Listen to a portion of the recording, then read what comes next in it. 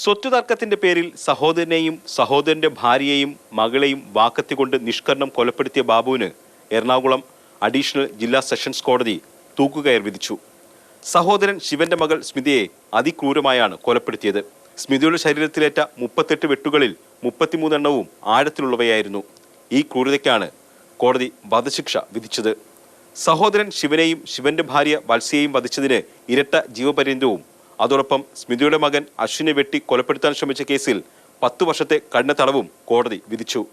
കൊലപാതകം ഉൾപ്പെടെ 14 വകുപ്പുകളിലും കുറ്റക്കാരനാണെന്ന് കണ്ടെത്തിയപ്പോഴും പ്രതിയായ ബാബുവിന് പശ്ചാത്താപം ഉണ്ടായില്ലെന്ന് വിധിന്യായത്തിൽ അഡീഷണൽ ജില്ലാ സെഷൻസ് കോടതി ജഡ്ജി കെ സോമൻ വ്യക്തമാക്കി. വീട്ടിൽ അതിക്രമിച്ചു കയറൽ ഉൾപ്പെടെ വിവിധ കുറ്റങ്ങൾക്കായി 36 വർഷം തടവ് ശിക്ഷയും 4,10,000 രൂപ പിഴയും വിധിച്ചിട്ടുണ്ട്. നീതി നടപ്പിലായതായി പ്രോസിക്യൂഷൻ പറഞ്ഞു.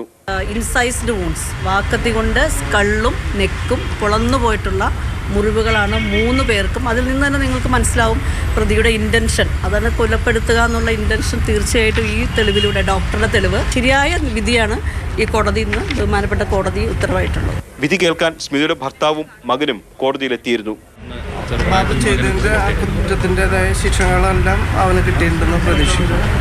കൊല്ലപ്പെട്ട ശിവൻ താമസിച്ചിരുന്ന കുടുംബ വീട്ടിലെ മരം വിൽക്കാനായി മരക്കച്ചവടക്കാരനുമായി ബാബു എത്തിയതിനെ തുടർന്നുണ്ടായ തർക്കമാണ് കൂട്ടക്കൊലയിൽ അവസാനിച്ചത്. 3 പേരെ കൊലപ്പെടുത്തിയ ശേഷം മറ്റൊരു സഹോദരൻ ഷിബുവിന്റെ ഭാര്യ സേതുലക്ഷ്മിയെ വധിക്കാനും ബാബു ശ്രമിച്ചിരുന്നു.